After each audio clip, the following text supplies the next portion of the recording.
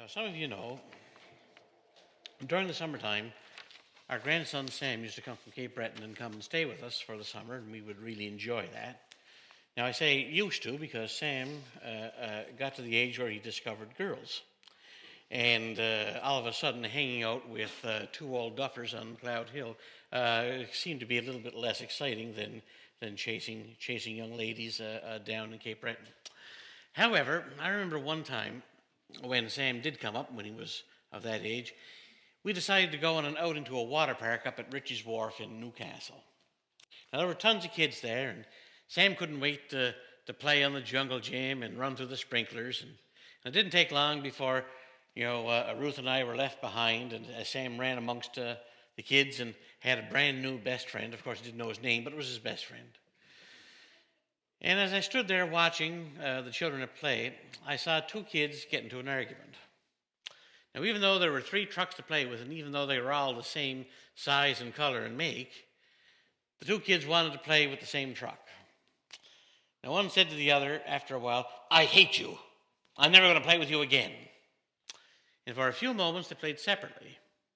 And then, as if nothing ever happened, they went back to sharing their toys and playing with each other again. Now, the mothers of these two children were watching the scene unfold, as was I. And I heard one mother say to the other, "How do children do that? How do they manage to get so angry with each other at one moment and then be best friends the next?" And another mother answered, "Well, it's easy. They choose happiness over righteousness."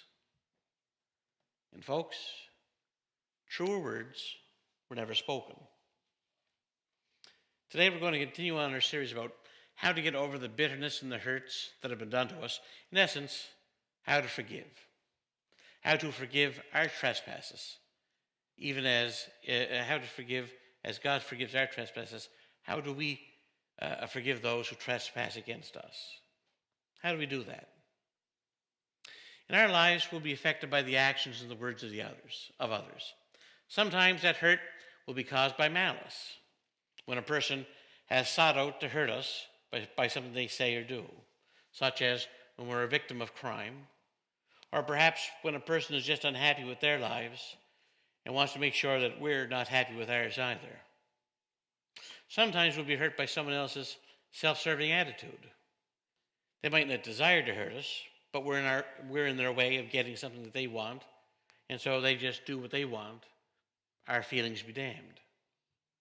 And sometimes we'll be hurt by accident. When a person says or does an offending action, but they might have no idea that we've been hurt.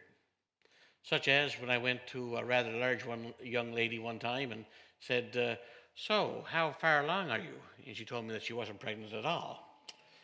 I certainly didn't mean anything by it, but certainly feelings were hurt.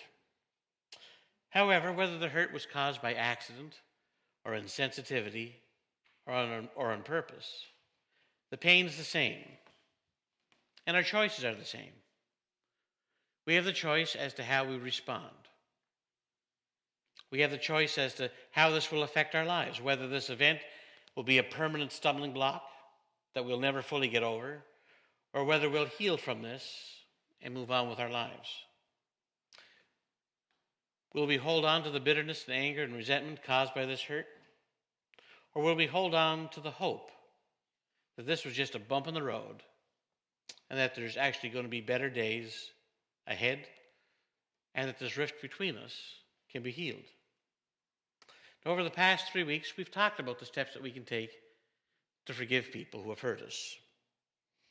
First week, we talked about the need for revenge. That when we're hurt, we feel a loss.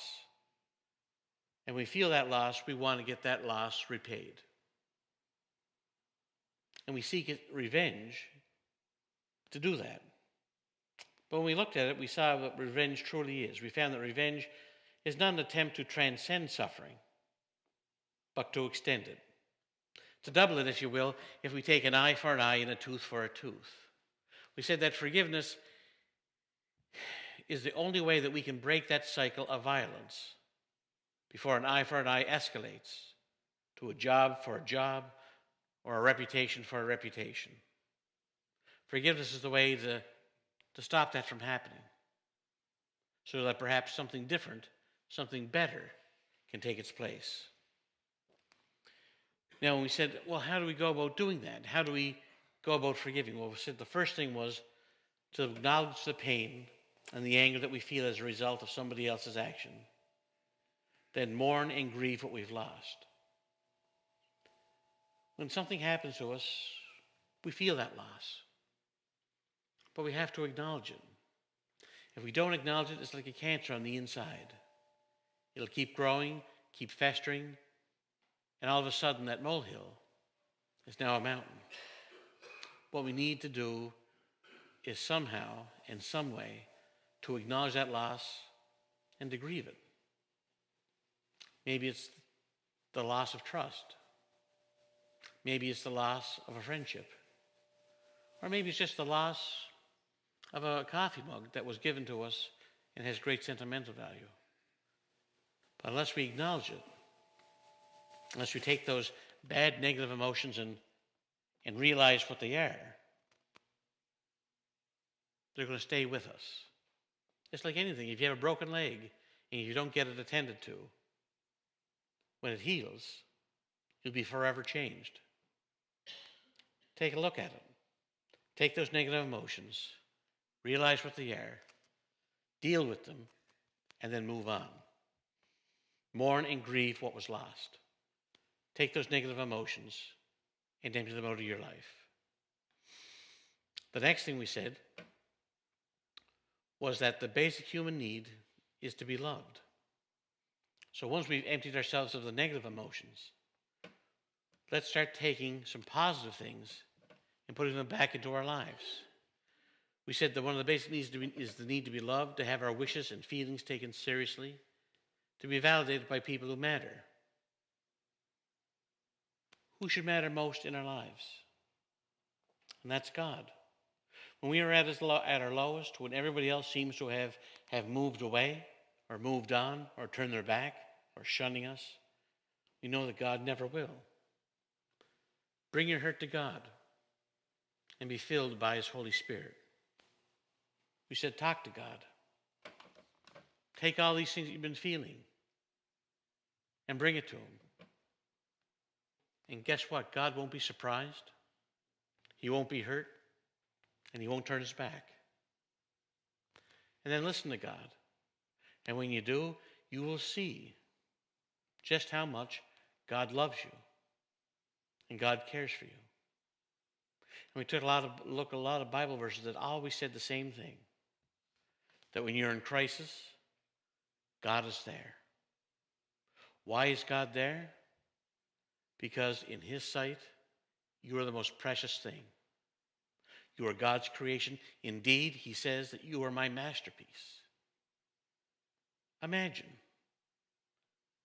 Renoir or Picasso standing back and saying, this is my masterpiece. And the pride and the passion and the time that went into this. And each one of us has made it a little bit different. I said, the master potter used a bit more clay with me. He did something different with you. But each and every one of you is a masterpiece in the eyes of God. Don't let the world sell you short. Don't let that person who has run you down claim your power. No. Look at the eyes of the Master, and you will see why Jesus Christ said, I'd rather go to hell for you than go to heaven without you. And then talk to God again. When you talk to God again, talk about all the blessings in your lives. Right now, you're focusing on that hurt. Take your eye off that hurt. Remember that old song, Turn Your Eyes Upon Jesus? Turn your eyes upon Jesus. Turn your eyes upon the blessings in your life.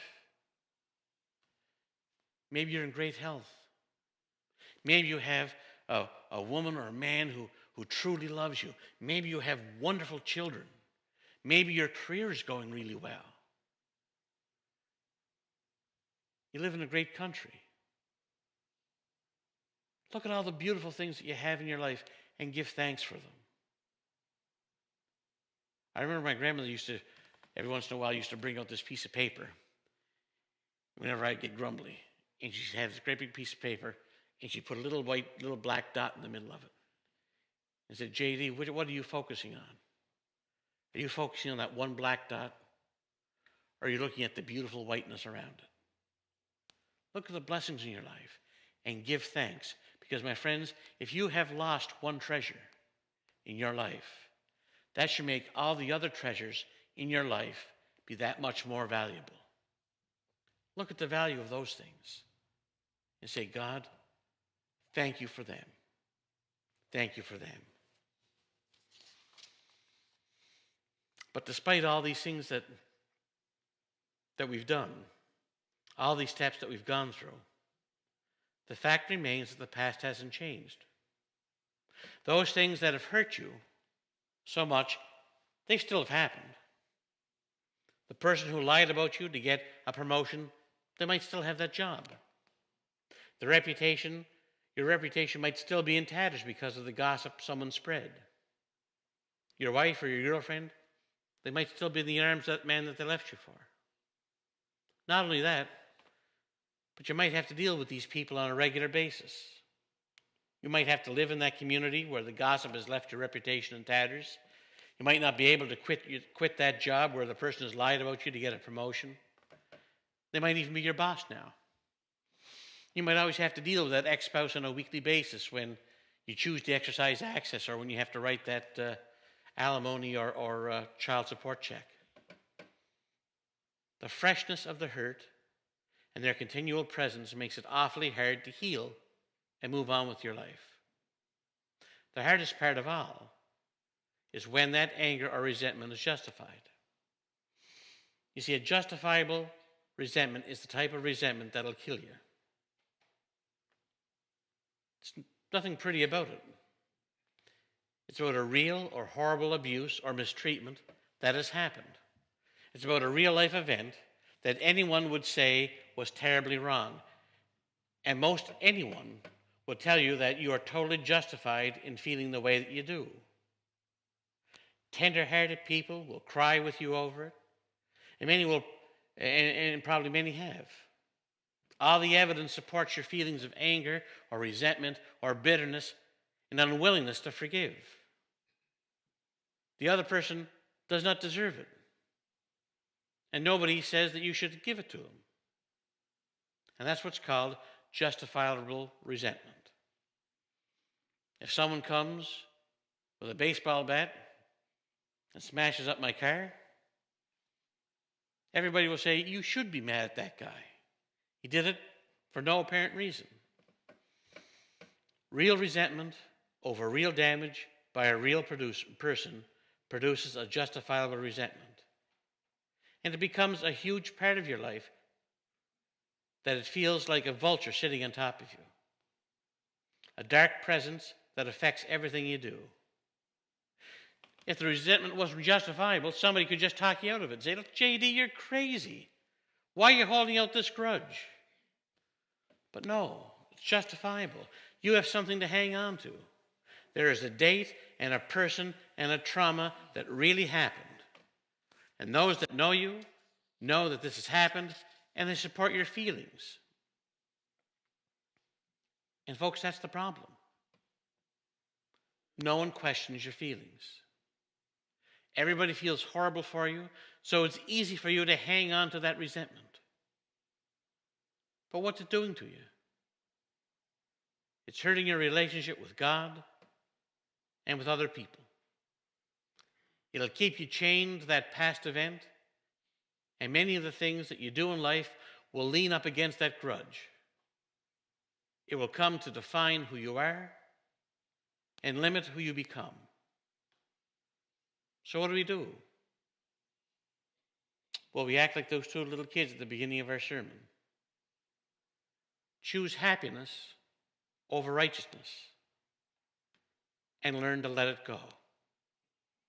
Just like that Disney movie. Let it go. Let it go. Don't let it hold you back anymore. That's what happened in our Bible passage today.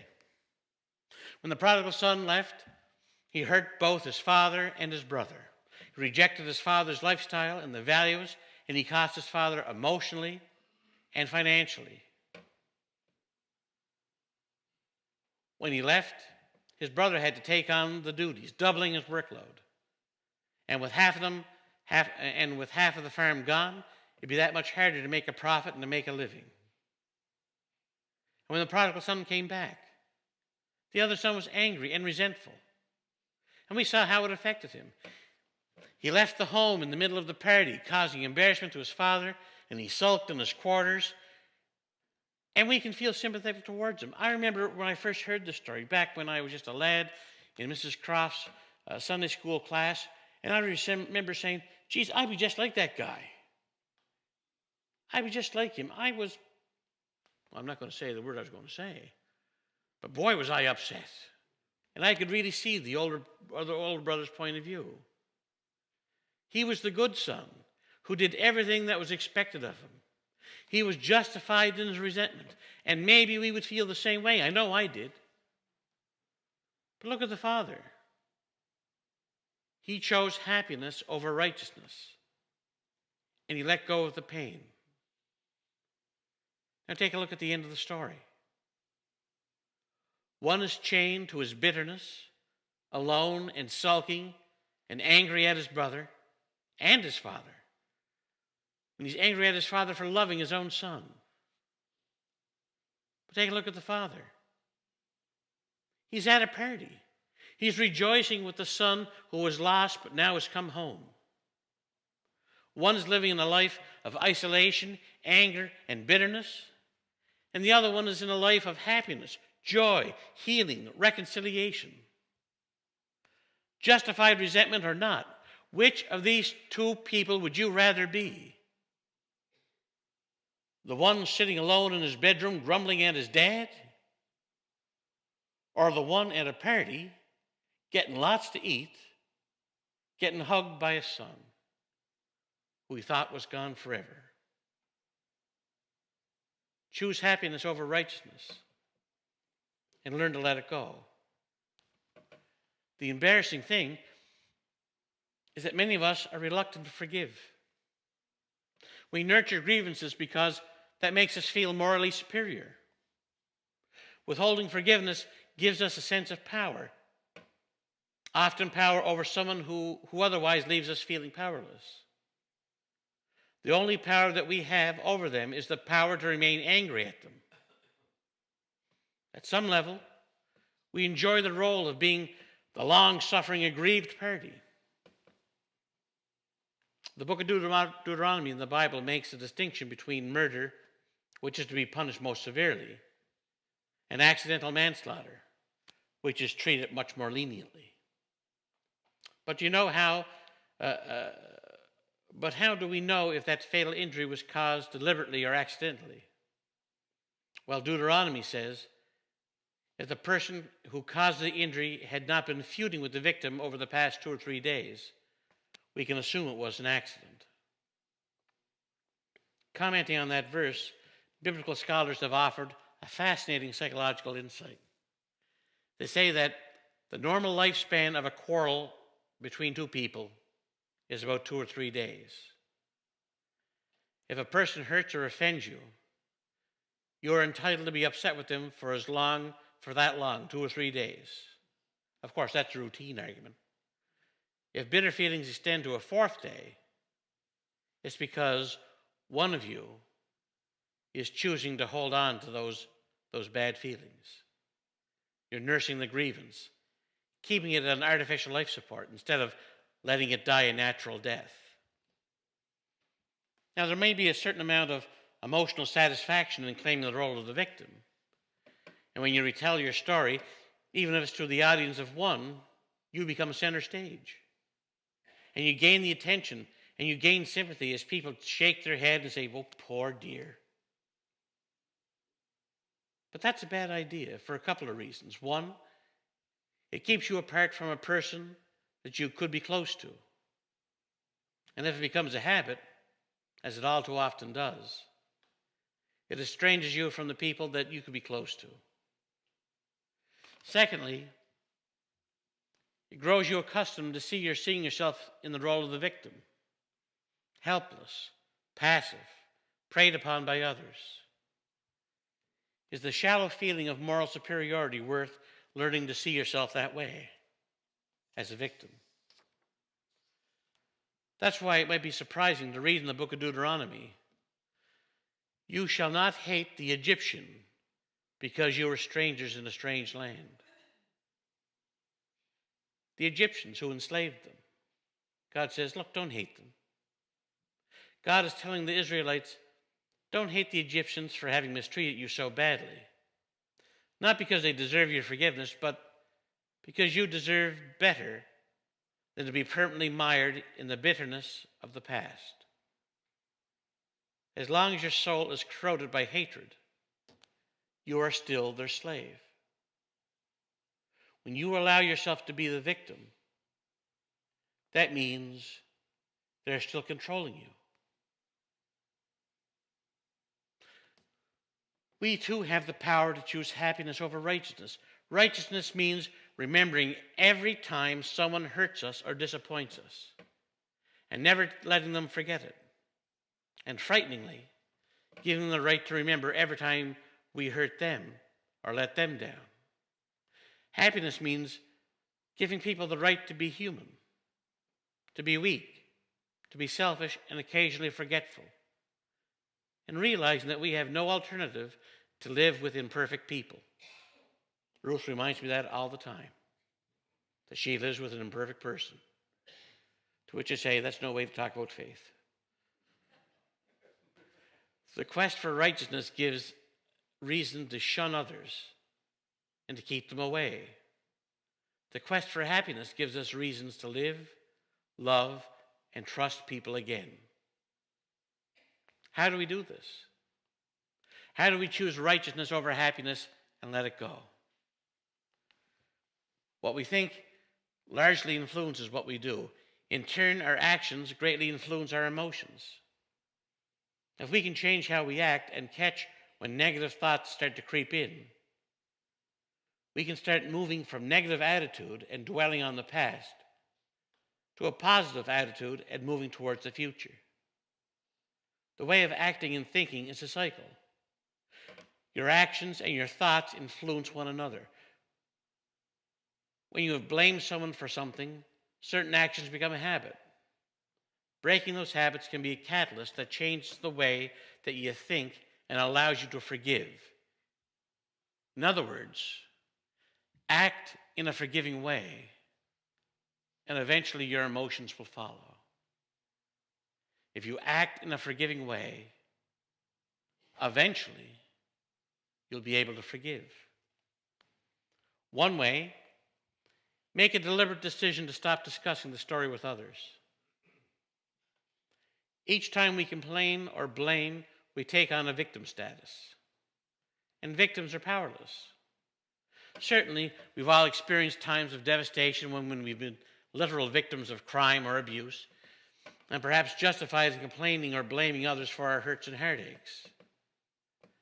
When you complain, you have this desperate need to tell others all about your problems, filling in every last detail, letting everyone know whose fault it is, and describing how terrible it feels to be in such a terrible situation. And when you do this, many well-meaning friends will come to your aid, feeling sorry for you. But when all your energy goes into moaning and groaning, none of it goes into problem solving. All your energy is focused on the past, and none of it's focused on the present or the future. If you let complaints rule your thoughts and govern your words, you'll remain stuck in the mire of your past. Complaining not only leaves you as a perpetual victim, but it also destroys your life and leaves you alone. No matter how justified one might be in grumbling, no one gets excited about dating a complainer, or living with one, or even having to be in the same room as one.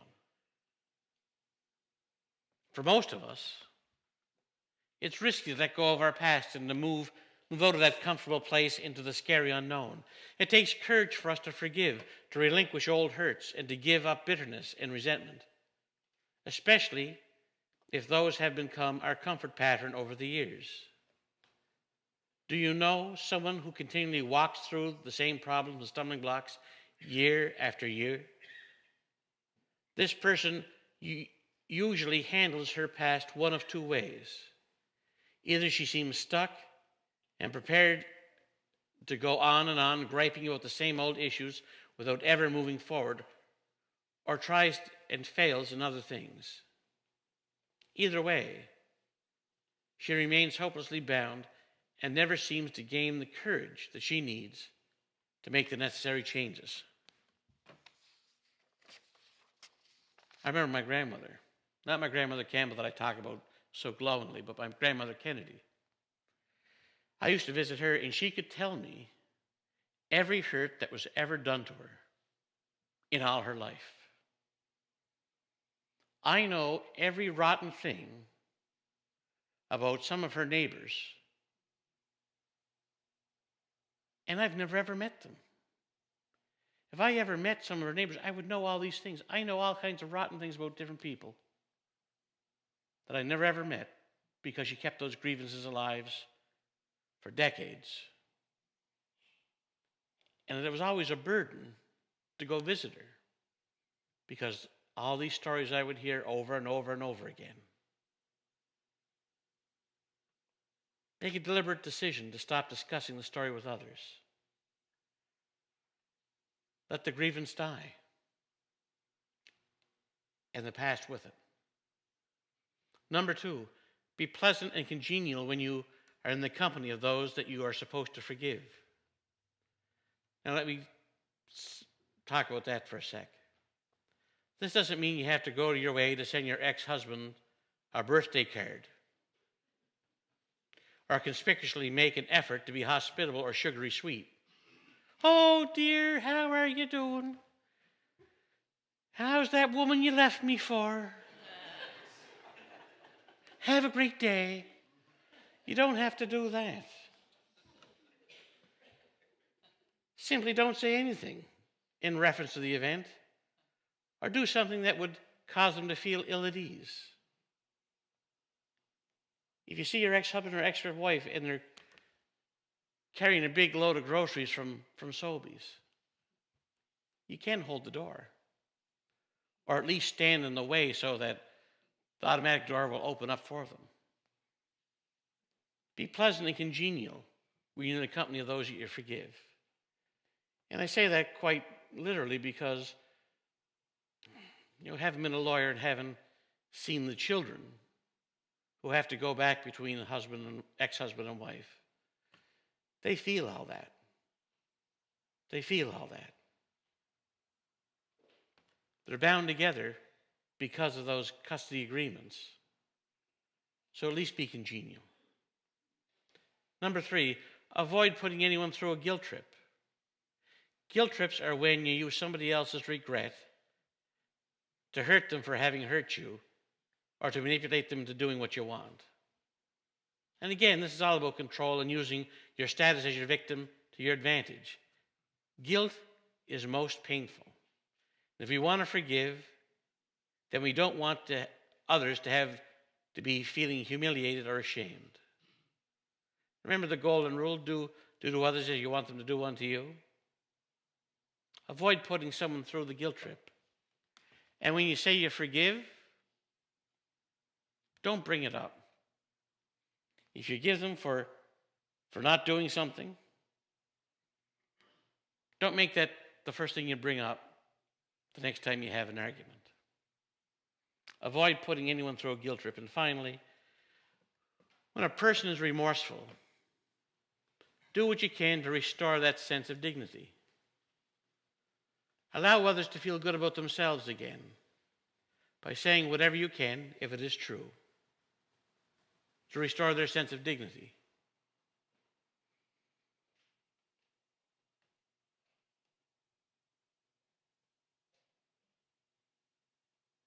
If someone has hurt you, it's quite easy to see everything that they do in a negative light. But if they do something positive, it's okay to say you did a good job. Now, folks, we too have the power to choose happiness over righteousness. These are just some of the ways that we can pursue happiness instead of falling in the trap of self-righteousness. When we handle our hurts and resentments in these ways, we may even get a sincere, heartfelt apology. But even if we don't, we will now have the freedom to let go of that hurt. Far from leaving us weak and vulnerable, just like the father and the prodigal son, we have the power to enlighten, empower, and to liberate both the person offended and the person who did the offending. And this is the way to freedom. This is the way to starting over. And this is the way to forgiveness. Forgiveness is a process that begins with a decision. And these are just some of the things that we can decide to do, to which I can only say thanks be to God. And amen.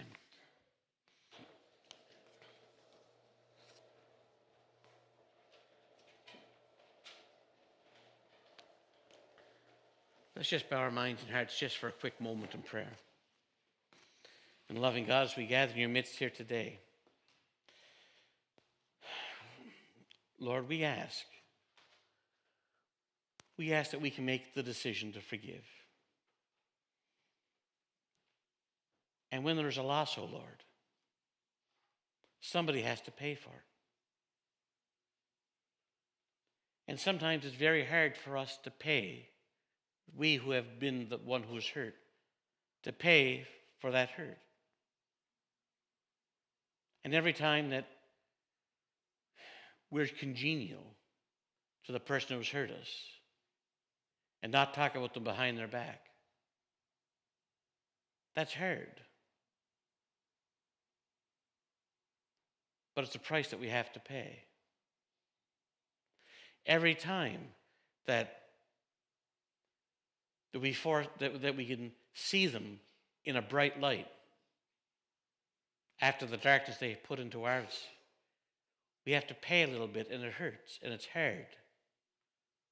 But help us to pay that. Every time that we have to act in a way that is not natural for us, every time that we avoid trying to put someone through a guilt trip, instead of bringing up that hurt, we swallow it and move on. That's hard, and we have to pay a little bit.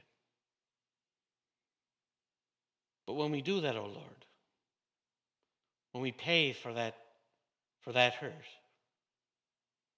we are moving towards forgiveness. And we're helping to restore a relationship.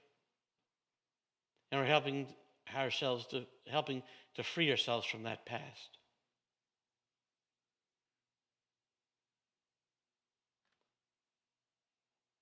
Lord, we look to your example, to the example of Jesus Christ, who went to the cross for all of our sins and paid so dearly with his life. For he who was sinless paid the debt for all.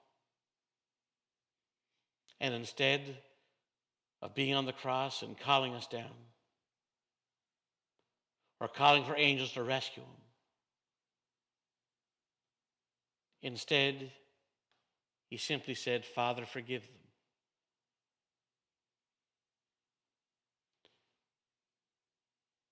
Lord, allow us to do that in smaller ways. Allow us to be pleasant when we're in the presence of our enemies.